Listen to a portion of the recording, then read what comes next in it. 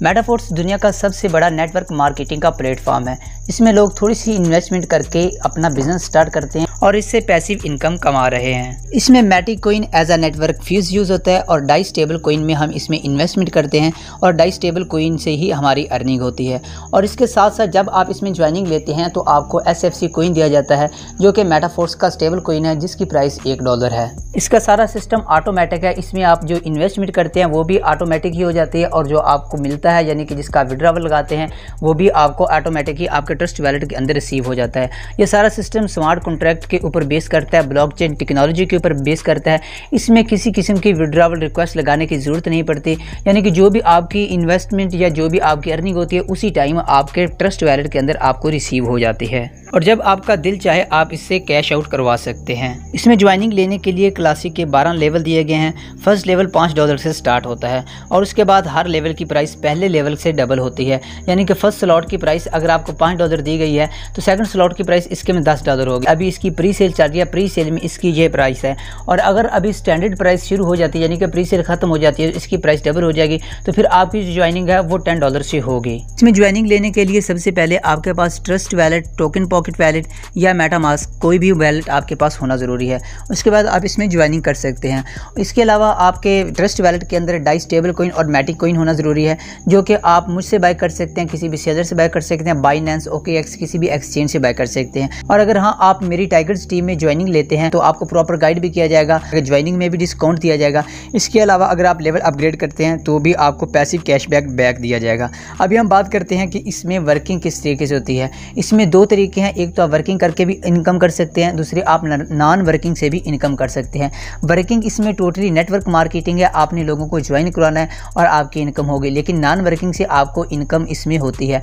Non working income लेने के लिए आपने किसी अच्छी टीम के साथ ज्वाइन होना है, आपका अपलाइनर अच्छा होना चाहिए जो प्रॉपर गाइड भी कर सके और जो बंदों को ज्वाइन भी करवा रहा हो। तो जो नॉन वर्किंग इनकम है, नॉन वर्किंग इनकम आपकी टीम की वर्किंग से होती है और आपके अपलाइनर के वर्किंग से होती है। अगर आप नॉन वर्किंग इनकम करना चाहते हैं तो आपको S6 की स्लॉट बाय करनी पड़ेगी। आप फर्स्ट स्लॉट से भी ज्वाइनिंग ले सकते हैं और आप 5 स्लॉट से भी ज्वाइनिंग ले सकते हैं। अब हम बात कर लेते हैं वर्किंग की। वर्किंग के लिए अगर आप वर्किंग करना चाहते हैं तो इसमें 2 किस्म की स्लॉट्स दी होती हैं, एक S6 की स्लॉट है और एक S3 की स्लॉट है। S6 की जो स्लॉट है वो working plus non working slot है और जो S3 की स्लॉट है वो टोटली वर्किंग स्लॉट है। S6 की स्लॉट में आपको इनकम आपके अपलाइनर और आपके क्रॉस लाइनर से भी होती है और आपको डायरेक्ट रेफरल से भी होती है। और S3 की स्लॉट में आप जस्ट डायरेक्ट रेफरल करके ही इनकम कर सकते हैं, आपको आपके अपलाइनर और आपके क्रॉस लाइनर से इनकम नहीं होती है। अगर आप इसमें ज्वाइनिंग लेना चाहते हैं, फ़र्ज़ करें आप फर्स्ट स्लॉट से ज्वाइनिंग लेते हैं तो आपको फर्स्ट S6 का स्लॉट दिया जाएगा, यानी कि इसमें हर 2 S6 के स्लॉट के बाद एक S3 का स्लॉट आता है। फर्स्ट S6 का स्लॉट है, सेकंड S6 का स्लॉट है और जो 3 का मल्टीपल वाला है वो S3 का स्लॉट है, यानी कि थर्ड स्लॉट S3 का, 6th स्लॉट S3 का, 9th स्लॉट S3 का है और उसके बाद 12th स्लॉट S3 का है। अब हम बात करते हैं कि S6 का स्लॉट किस तरीके से काम करता है। अगर आपने S6 के स्लॉट में ज्वाइनिंग ले ली, उसके बाद आपने आगे वर्किंग स्टार्ट करनी है, तो जैसे आप फर्स्ट 2 बंदे ज्वाइन करवाते हैं उसका 100% आपके अपलाइनर को जाता है या आपके क्रॉस लाइनर को जाता है, उसका आपको कुछ भी नहीं मिलता है। उसके बाद जैसे आप 3rd, 4th, 5th बंदा ज्वाइन करवाते हैं उसका 100% आपको मिलता है, यानी कि फर्स्ट लेवल में अगर आप ज्वाइनिंग करवा रहे हैं तो आपको $15 उसी टाइम आपके ट्रस्ट वैलेट के अंदर मिल जाएंगे। उसके बाद जैसे आप 6th बंदे की ज्वाइनिंग करवाते हैं तो आपकी स्लॉट रिसाइकिल हो जाएगी, यानी कि दोबारा से नए सिरे से शुरू हो जाएगी। और अभी इसी तरीके से सेम तरीके से काम करता है S3 का स्लॉट। S3 के स्लॉट में आपके नीचे 3 बंदों की ज्वाइनिंग होती है, यानी कि आपके नीचे 3 स्पिल ओवर होते हैं। अगर आप फर्स्ट 2 स्पिल ओवर फिल करते हैं, यानी कि फर्स्ट 2 बंदे ज्वाइन करवाते हैं, उसका 100% आपको उसी टाइम मिल जाता है। और जैसे आप 3rd बंदा ज्वाइन कराते हैं उससे आपकी जो स्लॉट है वो दोबारा से रीएक्टिव हो जाती है, यानी कि रिसाइकिल हो जाती है। अगर आपके पास थोड़ी इन्वेस्टमेंट है तो आप इसमें 3rd स्लॉट से भी ज्वाइनिंग ले सकते हैं, लेकिन अगर उससे भी थोड़ी आपके पास इन्वेस्टमेंट है तो आप फर्स्ट लेवल से भी इसमें ज्वाइनिंग ले सकते हैं। फर्स्ट लेवल में ज्वाइनिंग लेने के लिए आपके पास आपके ट्रस्ट वैलेट के अंदर 5 डाई कॉइन होनी चाहिए और इसमें आपके पास 1 मैटिक कॉइन होनी चाहिए जिससे आप ज्वाइनिंग ले सकते हैं। और उसके बाद अगर आपने ऑटो अपग्रेडेशन लगा रखी है तो आपके स्लॉट्स ऑटोमेटिक ही अपग्रेड होते जाएंगे। अब हम बात कर लेते हैं कि ऑटोमेटिक इसमें अपग्रेडेशन किस तरीके से होती है।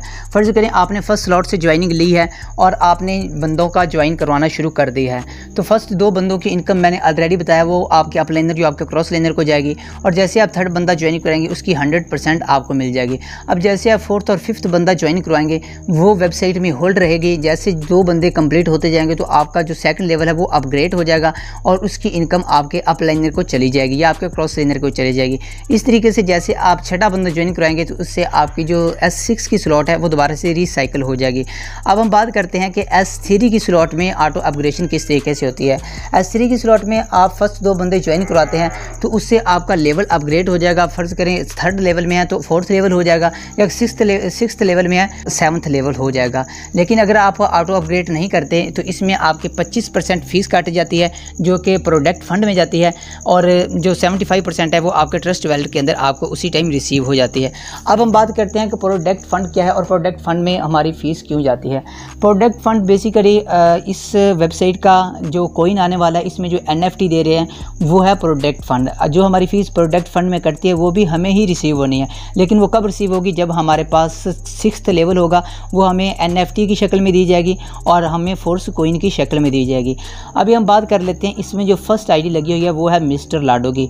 फर्स्ट आईडी के ऊपर तो कोई अपलाइनर है नहीं, तो उसने जो फर्स्ट 2 बंदे ज्वाइन करवाने हैं उसकी इनकम किधर जाएगी। उसकी जो फर्स्ट 2 बंदों की ज्वाइनिंग की इनकम है वो जाएगी प्रोडक्ट फंड में, और जैसे ही उसकी रिसाइकिल होती है आईडी, यानी कि छठे बंदे की वो ज्वाइनिंग करवाता है या 3 की स्लॉट में तीसरे बंदे की वो ज्वाइनिंग कराता है तो वो भी प्रोडक्ट फंड में ही जाता है, जो कि हमें 6th लेवल के बाद NFT की शक्ल में हमें मिलने वाले हैं, फोर्स कॉइन की शक्ल में हमें